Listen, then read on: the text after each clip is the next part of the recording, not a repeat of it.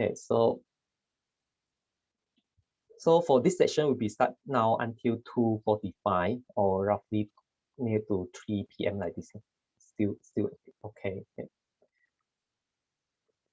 So as I mentioned just now, Dr. Firdaus is the surgeon, okay, in the Medical Center, and Dr. Erle is working in Sabah Hospital, is the Queen Elizabeth Hospital.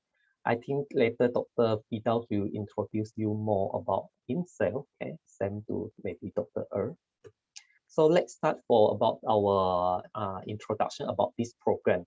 We call as the Master of Science in Molecular Medicine, or in the short form, we call it as MMM. This program can be carried out either as a conventional or ODL system, open and distant learning system. Later, I will tell you more about what is meaning ODL and conventional and what the difference. They have some difference in this delivery method, but the learning objective is same. The learning objective is same. Okay, and then I also will go through about the briefing about full-time and part-time, how it look different for full-time student and also part-time in terms of the learning activity, okay, and also the duration of study, and what the activity or learning activity we will go through in each semester. For this program, we have two intake. One is just recently March, that means last month, and coming intake would be September. So every year we will open this opportunity for the individual who interest in continue study for upgrade their education level to master twice per year. So we open it twice per year. Okay. And then we also involve some research in this program. And I will brief you about the research, how it carried out, and who is the staff in our school is actively involved in research and recently achieved the very huge impact achievement for themselves. Okay, and also I will introduce you about the fee structure of this MMM program as well. So before we go through the overview of this MMM, maybe let me slightly let you know how important for this knowledge of the molecular biology to the medicine. So for example, as shown in this diagram, if we encounter some of the disease, either the disease is the non-infection or infection disease, our body will respond differently. And different individual will also have different molecular profiling when they encounter the different type of the disease. Even though both individual encounter the same disease, but their response to this disease also will be different based on the profiling of their molecular, okay, molecular profiling, such as the maybe it's a transcriptomic or their proteomic profiling, they will be responding differently, or immunogenomic profiling, okay. And with this knowledge of the molecular biology knowledge, we can use this knowledge to generate another new knowledge to the public. And at the same time, we also can apply this knowledge for the new drug development. However, some of the drug will be respond effectively to certain individual, but maybe not all individual will be respond in the similar effective with the similar effectiveness. That is because some slightly different in their DNA molecular property as well. For example, each individual will have slightly variance in their genetic profile. So therefore, when they go through a treatment, we will find that some individual will respond slightly different compared with other. And with all this information, the molecular biology information, other than can be generated to the drug development, we also can use this information to develop some of the diagnostic tool, or can use that information as well for the prognostics analysis as well. Okay, so that is the importance of this molecular connection to the medicine field. Okay. So let us go through the overview for this MMM program. For this program, we will have 40 credit hour. And in this program, we will learn most of the knowledge is in the theory and mix with the skill and then end up with the research project at the end. So within this MM program, we will have 6 core modules. This 6 core module is meaning that the modules or the subject, the learning topic that we need to take, we compulsorily need to complete it and mix with a few selective modules where you need to select 2 selective modules, at least 2 selective modules for you to complete the 40 credit hour for this program. Then only you can get the certificate. Then you only can go through the convocation. Okay. So for this program, we don't have any examination like what we did in the bachelor or undergrad program. We have the EOS end of semester examination, but for this postgraduate program, MMM, we don't have the examination like what you did previously, but we have a few coursework or assignment that you need to complete, where you need to submit on the exactly according to the deadline. So with this assignment, we can increase your competency for communication or digital searching and also the critical thinking, how to analyze the data that you search and interpret it, present it, and also your presentation skill as well, okay, for the coursework. So now let's us go through what is meaning conventional and ODL. As I mentioned just now, for this program, we have 2 delivery systems. You can take this program, either follow the pathway is ODL or conventional. For conventional, it's meaning that you need to come to the class by weekends. Because this program so far, they have fresh grad have joined this program. Other than fresh grad, we also have some adult worker have joined this program.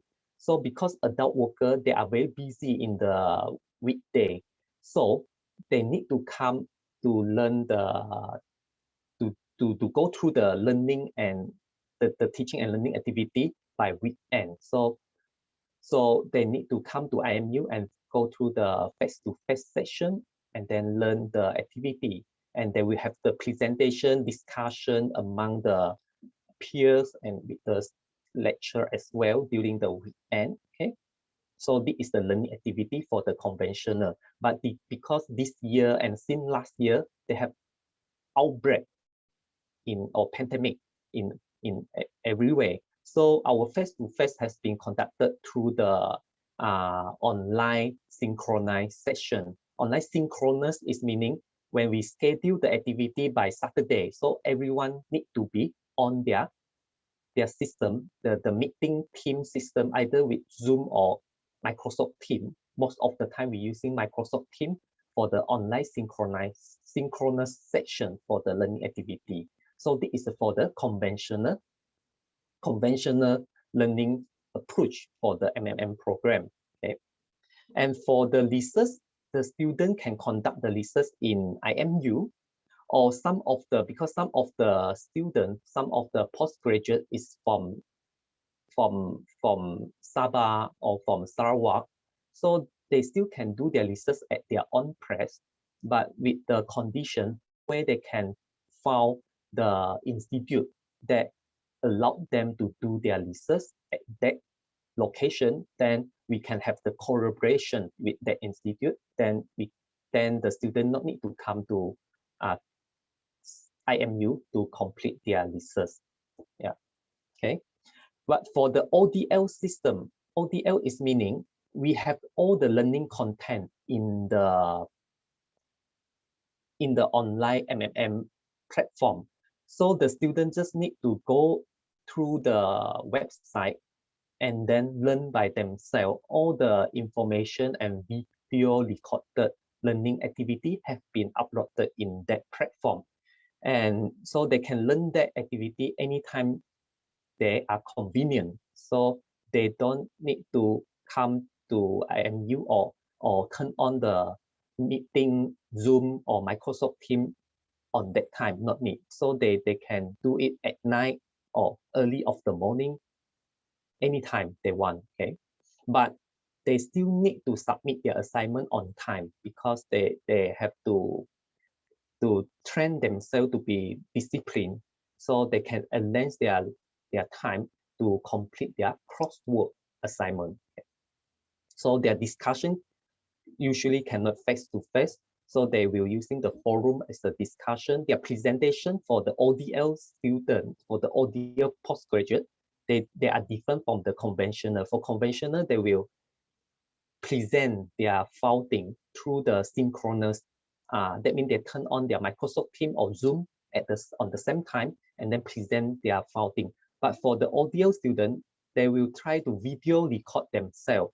And then after that, they will upload the video in the system. Then the judges will try to give the feedback based on the recorded video for their presentation. Okay? But for Viva, both of these conventional and ODL will go through their Viva after they complete their research project. So for the Viva, they will need to be, for the conventional will be face-to-face, but for the ODL student, they will turn on the Microsoft Teams or Zoom or Google Meet, so they can go through the Viva section at that time. But for the Viva would be synchronous.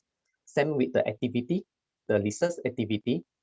For ODL student, if those students really cannot come to IMU, they have to conduct the research at their place. So they will carry the research if they figure out the institute at their own country or at their own stage, then they can continue their research at that place. Or they can carry out the research is in silicon research. That means they're fully using the computer to answer the research question. So that is an in silicon research activities as their final year research project, okay? As their research project semester for the ODL student. Okay?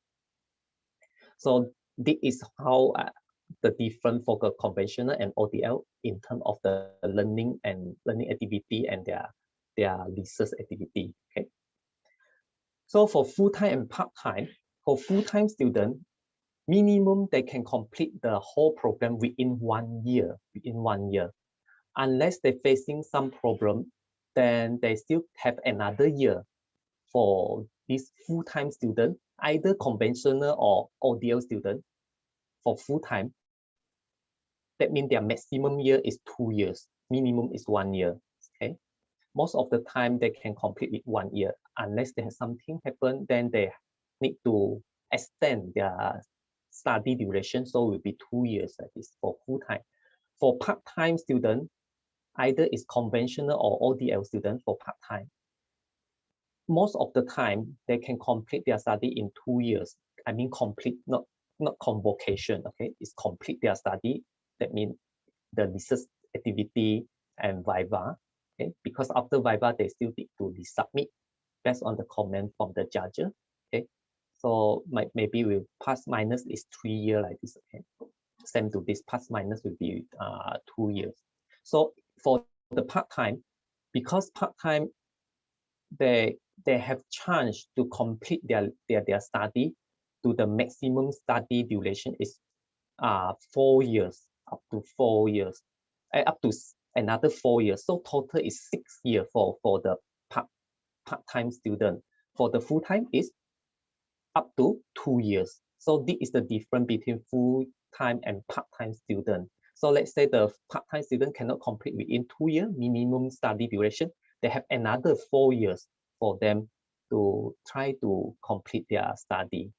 Okay, but usually will not until another 4 years. Most of the time will another 1 year. Okay, because they can quickly to get the certificate and they have the new level of for their education is a master. Then they can continue their PhD in overseas or in other university or in IMU also can. Yeah. So as I mentioned, for this MMM program, they have 2 intake. One is March. If the student join the program is during the March, then they will go through this subject, core module subject. So we will have 1, 2, 3, 4 research methodology and scientific writing. They must go through this. Yeah. If we go through this module, they cannot start their research project in another semester. Another semester is September. So, okay.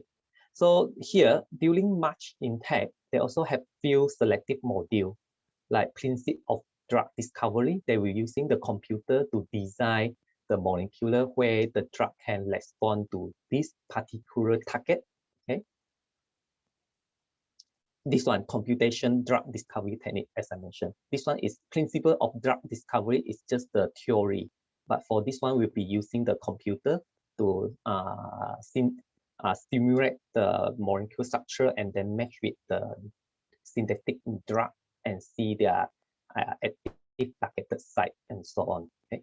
And the student also can select the module is bioinformatics module, where they're also looking for the protein for the docking system. So they, if the student interest for the study the protein structure and generate the 3D protein structure, and then looking their inactive for their target site, then they can go through the bioinformatics module for as a selective. Okay. For the core module, we will have the molecular medicine, learning about the genetic and also immunology and infection module. And we'll focus most of the most current updated infection disease in this module. And then the molecule basic disease one, we have disease 2 in next semester. Yeah, mostly they are focused on the non-infection disease. So this is during semester. We have 2 core modules.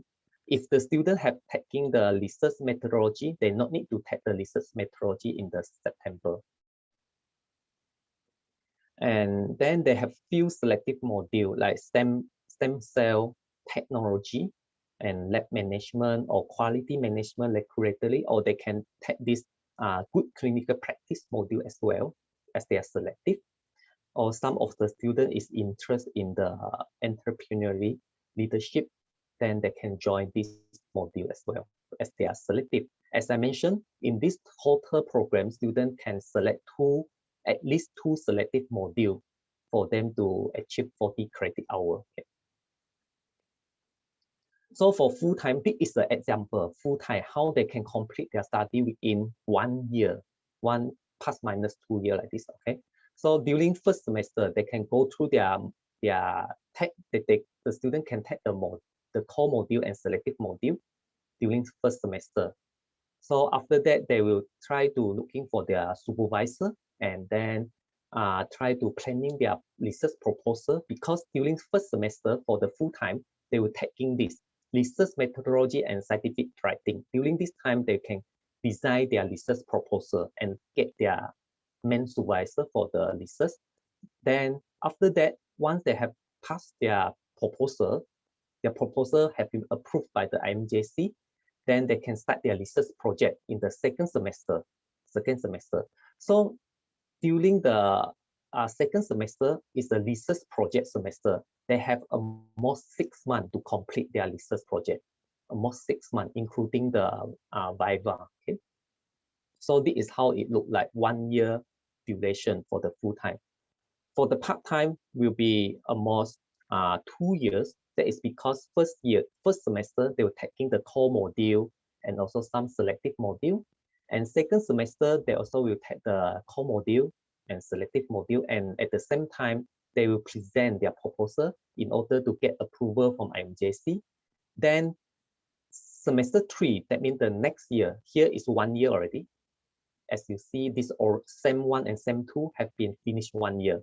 Then SEM 3 is another year, next year. Then another year, next year.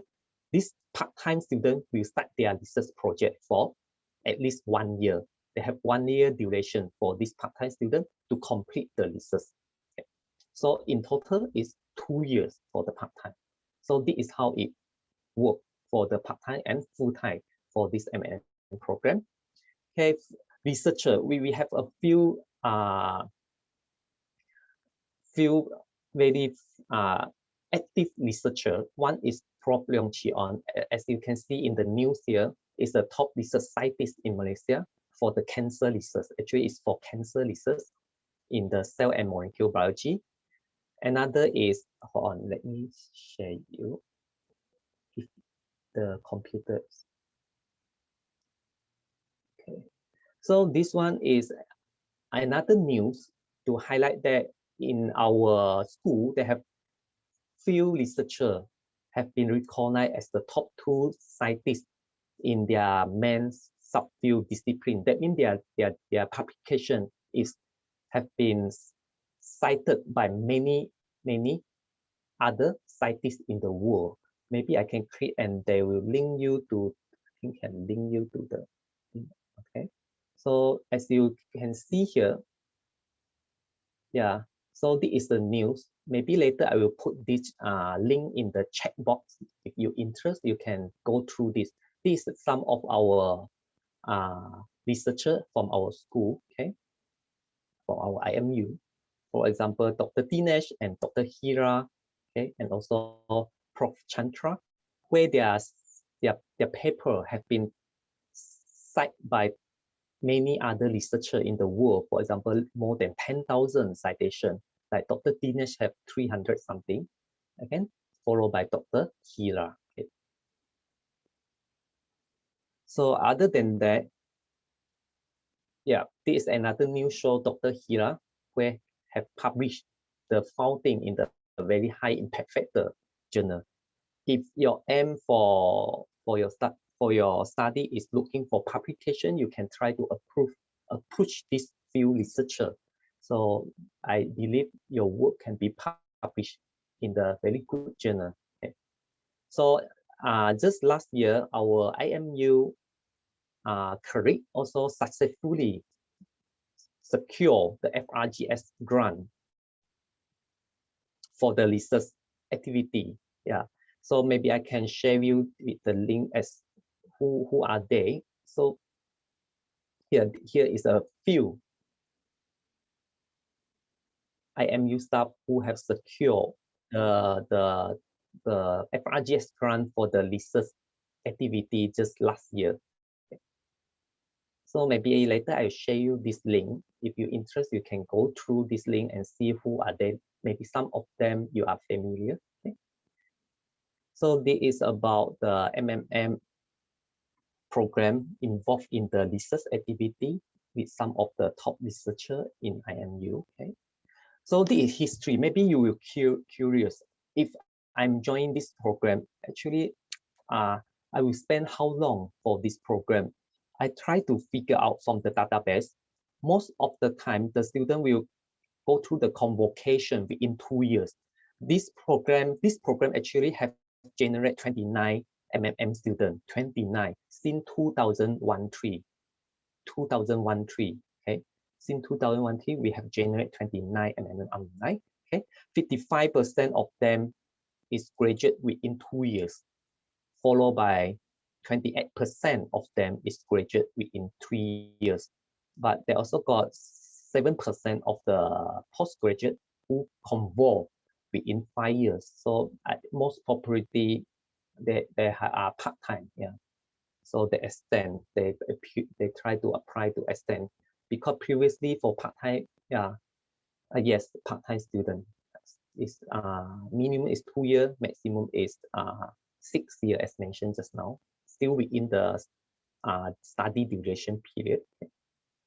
About the fee structure, this is the application and registration fee, okay, for the Malaysia student. But if we register today or apply today, we will minus 800 ringgit for this, if not mistake. Okay. And then the fee structure for international will be slightly different. The application as shown here, 500 and 3,400 for registration fee. So for the total fee for this MMM program, if the student is conventional, then they will pay 40,000, and for ODL will 36,000, slightly lower than the conventional. Okay? And this is the free structure for the international student. Okay? So I think that's all. If you have question, you can put your question in the Q&A panel later on. So now I will pass the mic to another speaker, is Dr. Erle. Dr. Erle will try to tell you the story about the molecular in medicine field. Thank you. Thank you for your attention, and thank you for your time to join this session. I appreciate it very much. Thank you. Dr. It's your turn, okay?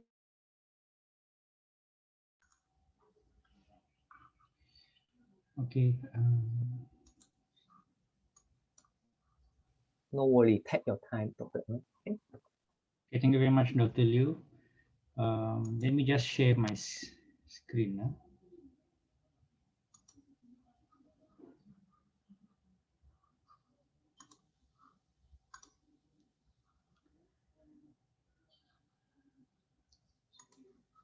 I think... Dr. Louis, you have to unshare your slides.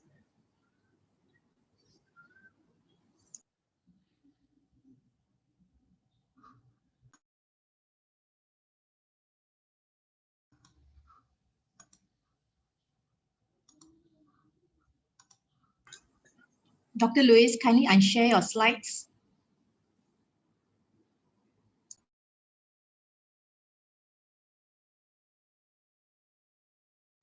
Dr. Yes, sorry, I forgot to unshare. Yeah.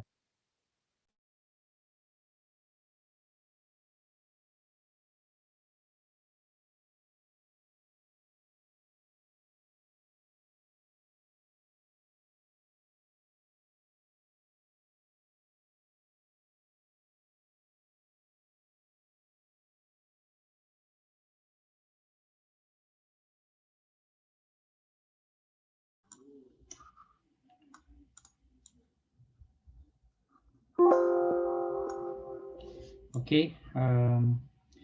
Okay, very good afternoon to everyone. Okay, thank you for the earlier introduction, Dr. Liew. So my name is Erle Stanley. I'm a medical officer, doctors from Queen Elizabeth Hospitals, Sabah, and my expertise actually in microbiology field. So first of all, I would like to thank Dr. Liew Yun Khoon and also the organizer team of this program for inviting me to share a topic about molecular work that applies in medicine. Okay, I have been working in microbiology field since 2006 and involved much with the molecular works. And the first molecular work was in year 2008, which started with a project of hepatitis B mutant research. And recent molecular work that I involved in is the COVID-19. And I will talk more about this a bit later. So for today, I put up this topic, so-called the secret and greatness of molecular in medicine. And I will share in which medical field that this knowledge of moleculars is applied and how it helps the doctors, especially to manage the patients. So in medicine, the molecular diagnostics actually may help in detections of the genomic variants, which I can say that like Down syndrome cases, and then it also helps in facilitate in detections. The common one will be the COVID-19, okay, whether to note whether it's positive or negative, and later it helps to come up with a diagnosis for the doctors. And from there, it also helps to do the sub-classifications and give some prognosis towards the patients. And of course, this molecular work, it helps a lot in monitoring the response to the therapy. So most basic steps, which I know that in molecular, it will need to have a well-trained personnel to do, okay, and which these three basic steps involved in a molecular work, which is the extractions, amplifications, and detections. As for in COVID testing, we have a pre-treatment step, which this is actually required to inactivate the virus. Okay, it's also part of to protect the operators during the extractions. And the most helpful step of molecular work actually is this part, which called the sequencing. And this step is really helpful because it helps a lot to the doctors and even to the whole world of the scientists, okay, as it helps to improve the database in the gene bank and help to identify more species or strains or maybe perhaps diseases.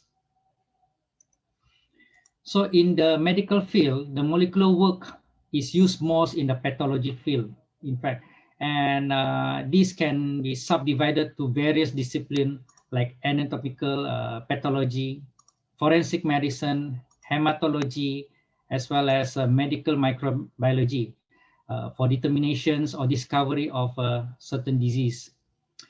So I will briefly show you the examples what or how the molecular work can help for each of these disciplines.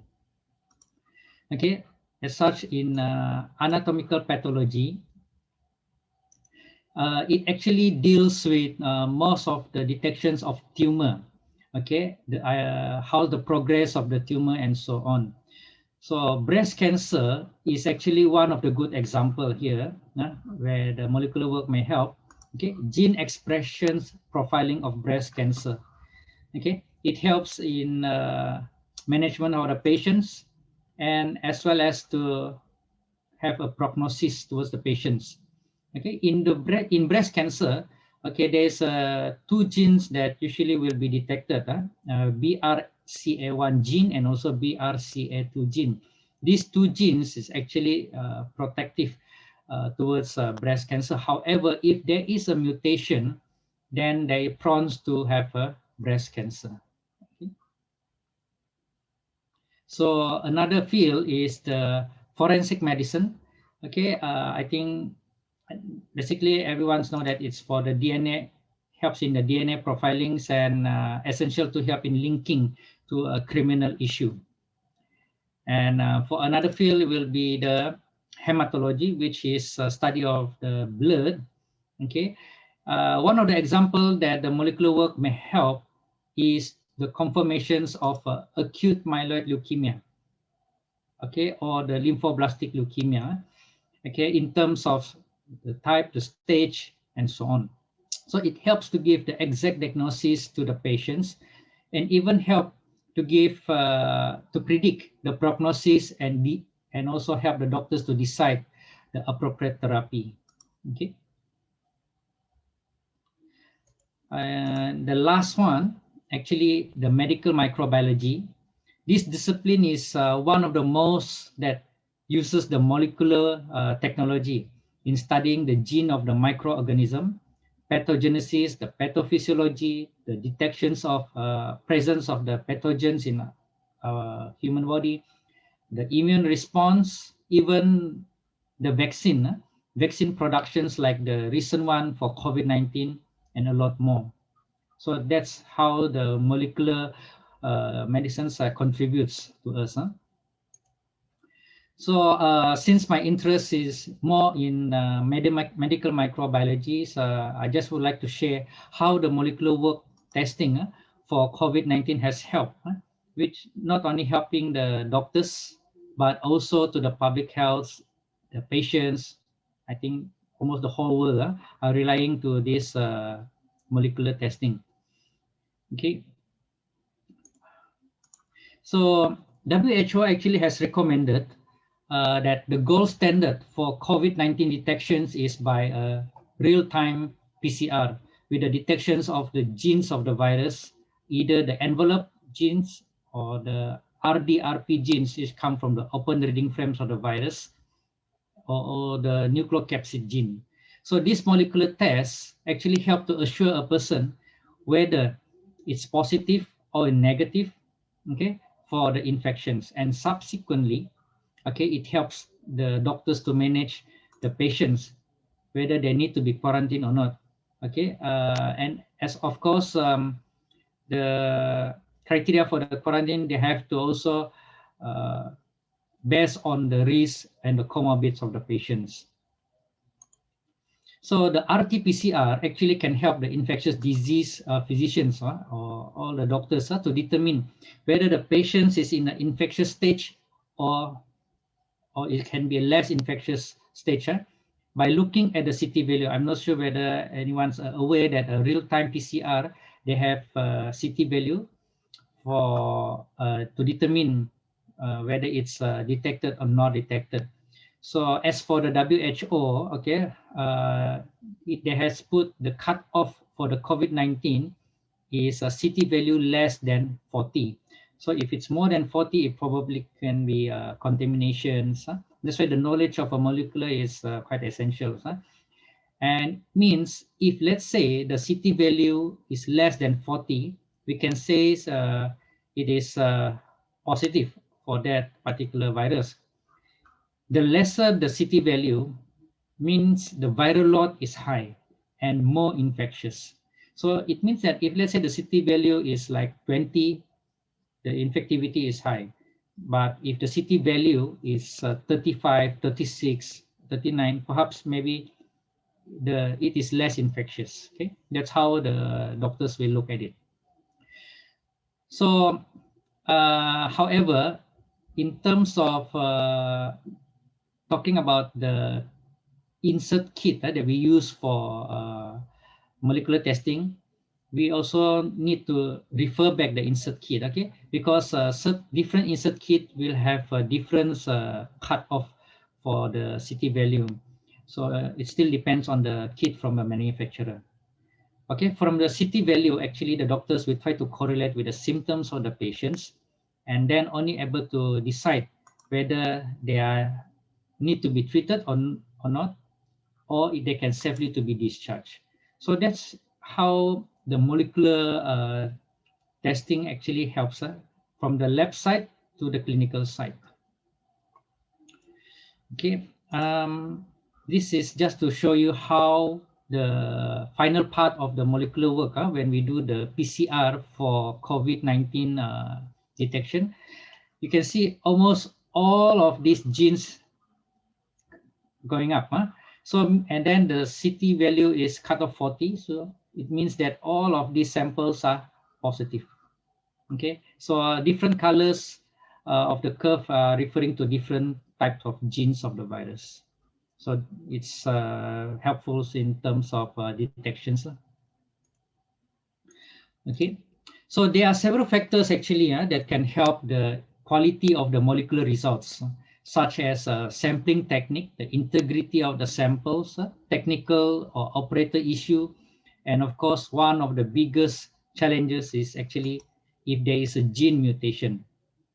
Okay, so I think I said before about the most helpful step of molecular, which is the sequencing.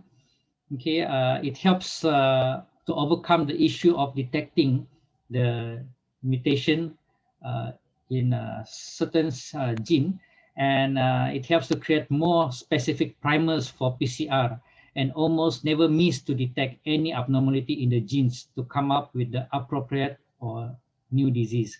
So such sequencings that I know of, I think these two, maybe some of you may be familiar about it, the name of Sanger sequencings and also the next generation sequencings. So I think we have not much time. So with that, I think I hope with a very brief introductions about how this molecular work helps the doctors or how it helps in the medical field, it may figures the interest to more scientists or more people to involve in molecular work. So with that, I end my sessions and I wishing that everyone stay safe, everyone. That's all. Thank you. Thank you, Dr. Erle. Thank you very much for sharing the molecular biology knowledge in the medicine field. And maybe now is Dr. Firdaus. You may try to, it's your session now. Thanks.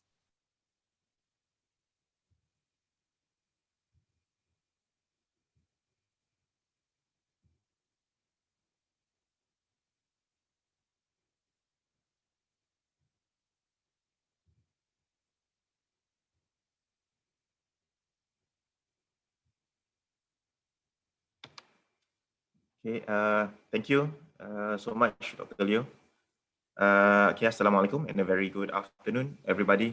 First of all, thank you to International Medical University and the organizing committee, and of course, to my supervisor, Dr. Luis, for the invitation to share with you of my experience of becoming one of the postgraduates in IMU.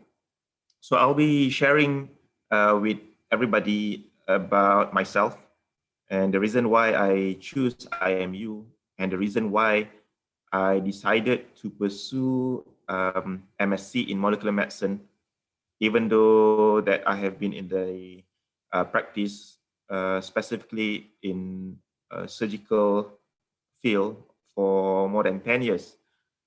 So my name is Firdaus Hariri. I am currently working at university hospital in one of the local universities in Kuala Lumpur, Malaysia. So let me just share with you about my pursuit in my career, or in other words, my career story in one slide. So I started with matriculations back in 1996 in one of the local universities in Malaysia. I completed the matriculations in 2 years before pursuing my dream degree, which was in dentistry. I graduated from University of Malaya as a dental surgeon, and that's me and my parents back in 2004, and then was posted to Sarawak under the Ministry of Health Malaysia and served Sarawak for more than 2 years, 2.5 years actually, before being offered a post as trainee lecturer in University of Malaya.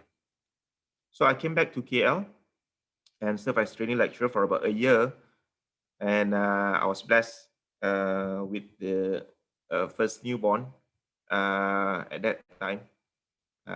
And at the same time, I was offered a scholarship to pursue a surgical field called oral and maxillofacial surgery.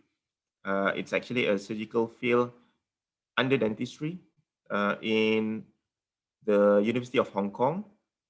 So I went there and completed the training program, which took me about 3 years. And that was me, my wife, and 2 kids. And I had the second one during that phase of my career story, a daughter. So that's my second one. But then again, I developed an interest in a very specific field in pediatric craniofacial surgery. Basically, this field deals with reconstructive interventions and management to babies or children born with skull defect.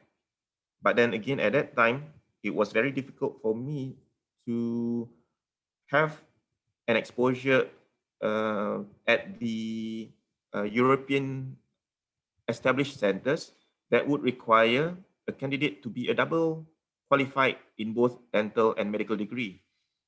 So I decided to pursue another degree, which was MBBS, also in University of Malaya. And pursuing another degree create a lot of stress. But then again, both my wife and I, we were blessed with another child, okay, the third one. And that was us back in 2013 with another degree and another child. So if you look at the green boxes, those are the structured program which I have been in, and approximately those boxes contributes to 14 years of study, 14 years. And where I am now, I'm currently attached with University of Malaya Medical Center and also a deputy dean at my faculty and also a consultant surgeon.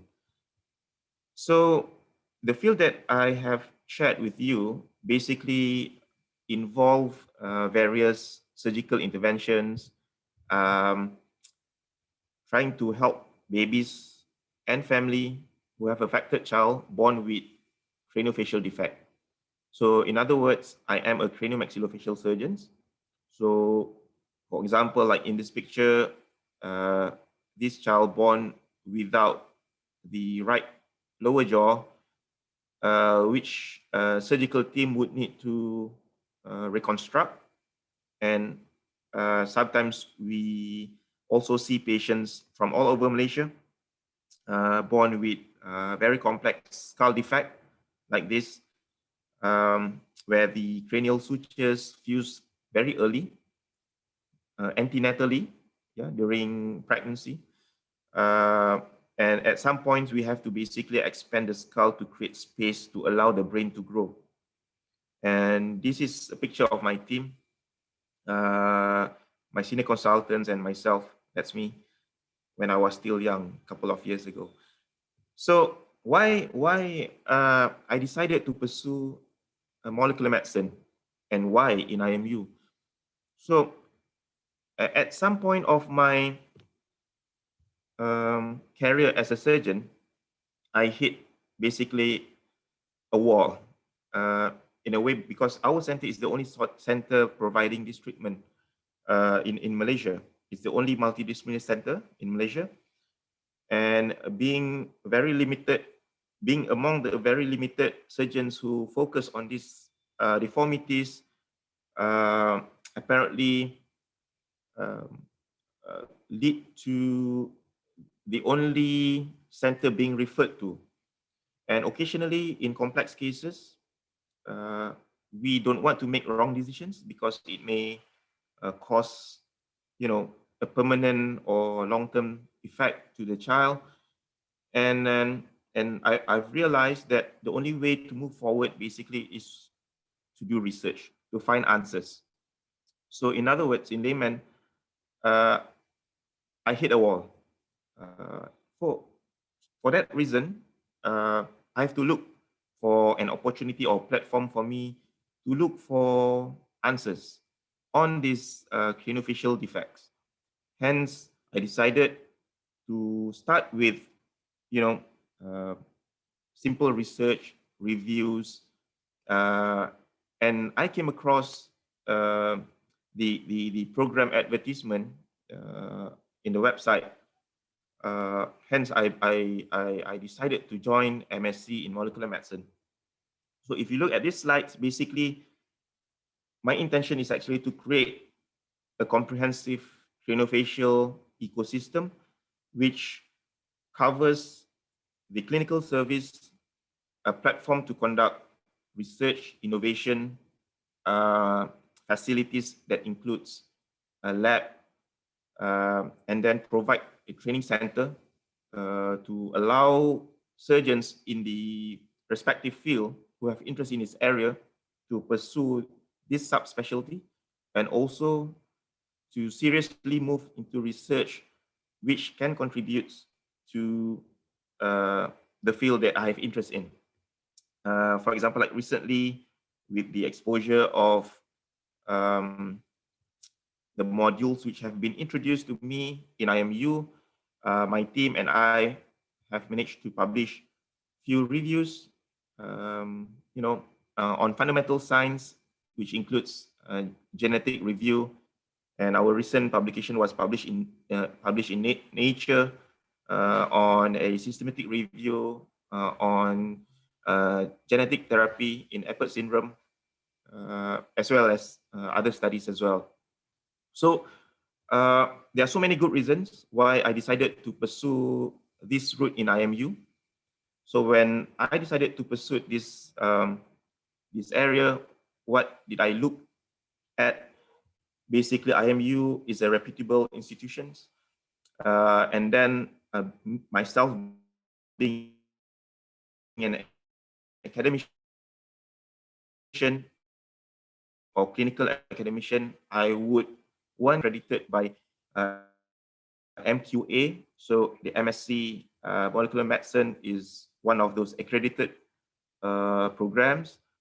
I would also want to have a good mentor, hence the need for me to look for established researchers and academicians who can become a mentor for me, so that I can also become a mentor for anybody who have interest in this field. And then I'm a very busy person, so I look into a flexible program. So MSc in molecular medicine has a part-time component, as mentioned by Dr. Luis just now. This is because the program must suit my schedule, and of course allow me to do my research in the area of interest. Reasonable fee, I have to say, and IMU provide a very conducive research and academic environment for me, and also provide me with good platforms of networking. So to end my sharing, I would like to share with you about, I'm actually at the final stage of my study, which is doing a research on this topic, a gut microbiome viewed in the subjects with and without syndromic craniosynostosis, supervised by Dr. Luis himself. So I'm so grateful to be able to be part of this IMU family, and I'm sure the program will not be my last affiliation with IMU, because I believe that I have much more to offer and contribute, not just in craniofacial field, but as well as to healthcare in general. So thank you very much. Thank you, Dr. Firdaus. Yes, yes, thank you very much. Yes, this is very interesting research, and not only conduct with IMU only, with the final project research, we have chance to cooperate with other institute. That is the very wonderful part where we can work together with like Monash, UPM, and so on. Yeah. Okay. Thank you, Dr. Erle and Dr. Firdaus. And actually, we seem like we are over the timing, but I think we still can up until 3 p.m. So we still have 3 minutes to go. And if the audience have any question, you might put your question in the Q&A panel. We try our best to make you clear about this program. At the same time, tomorrow also we'll have another section for other program. If you are free, you also can join for that talk as well. Yes, they have one question about that one audience asking, are the supervisor assigned to you or do you find them?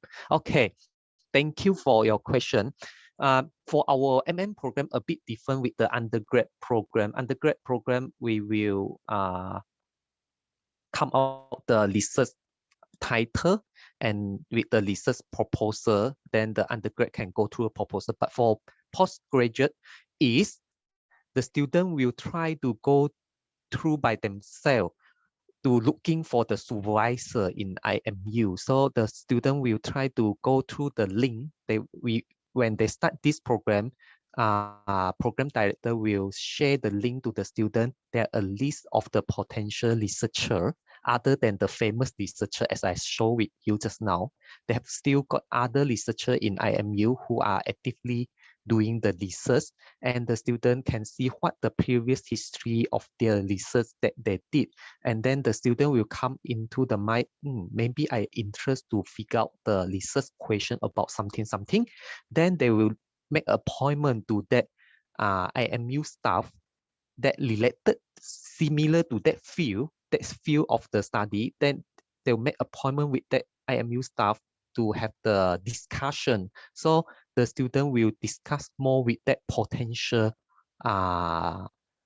supervisor about the research project that student interest. So both of them can work together to come up the proposal, and then this proposal will be submitted to IMUJC for approval.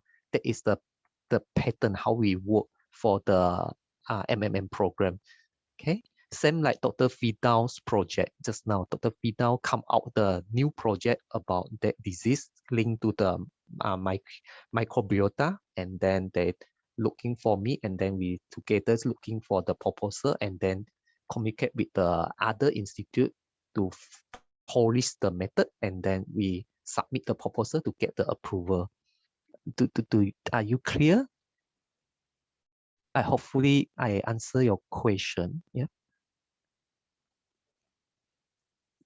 Do we still have another question? Let me check.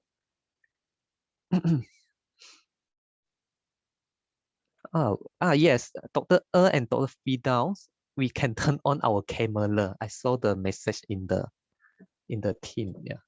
We need okay. Yeah, thank you. So let me see, still got other question or not? Yes, so far it's only two questions asked about.